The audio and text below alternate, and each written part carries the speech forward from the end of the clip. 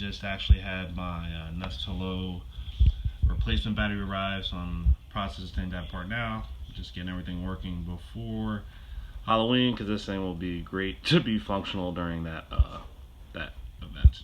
So in any case, working on that and looking to replace this little battery right here. Found out that the issue that we were having was that every time someone pressed the hello button, the whole doorbell would actually shut off, and that's because the battery's old and most likely bloated. So I've kind of done this before on the Apple Watches. This device is a little bit bigger, something from Google, and just looking at some tutorials online to figure out how to pull that apart. Fortunately, I actually have my kit here for doing some of the automobile electronics work, so that's actually come in very handy. So we'll show you what's coming up after this next layer comes on. Alright, it was with much difficulty, but I got the Nest Hello Doorbell open. The battery should be sitting right here, but in prying it out, the battery is kind of like hanging up there a little bit, and it had already been pulled out. But the port that it must most likely connect to is there. I'm going to test that before I go any further, but that should be the fix. So I'm going to install the battery, which you can see the old one's actually right here. You can see it's a little bit bloated. I guess the battery might be a good 5 years old at this point. But have the new battery right here, and this was I think it was like a $10 or $12 replacement. So gonna put that in there, and then that should fix the issues that we've been having with the doorbell.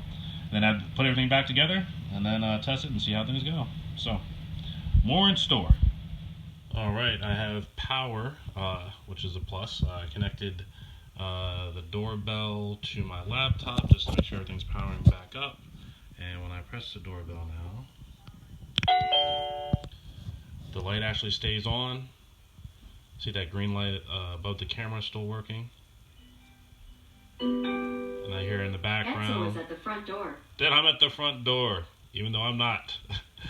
So everything's working, which is a big plus. I like the fact that the doorbell is not shutting off now. So the culprit was in fact the battery. So I had to put everything back together, install this at the front door, and we'll be good to go. Alright, I had to open this back up because what I realized is when I actually connected the doorbell here, nothing was powering on. And what turned out is that I actually need to secure this battery down because the battery was getting in the way of the contacts here and here. So, point noted, and that should be my fix. Once I get that working, then I can connect the doorbell, test that with the transformer, and then complete the installation. Alright, so after a belabored effort in getting everything up and running, the transformer is connected to the Hello battery. Everything appears to be working there. I actually put a silicone shell around the outside. It actually works pretty well. When I loosen the faceplate, didn't feel like gluing it back on.